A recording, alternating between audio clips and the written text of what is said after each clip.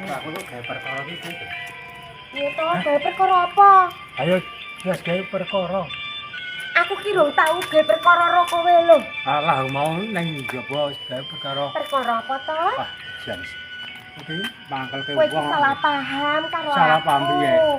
Lah ya salah paham toh. Wong aku ora gawe perkara ro kowe lho. Iku wis gawe perkara njijiki. Ora kalap.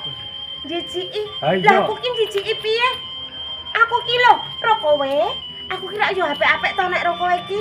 Wong aku ki angger ngomong ro kowe, aku niatku apik ro kowe. Lah kowe sing niate elek ro aku.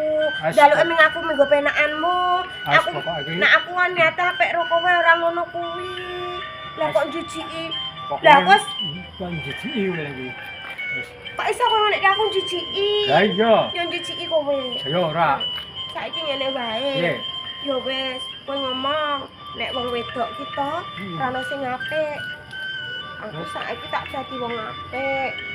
Nek ngono to. Saiki Piye? cukup senenge wae le. Aku dadi penakanmu iki.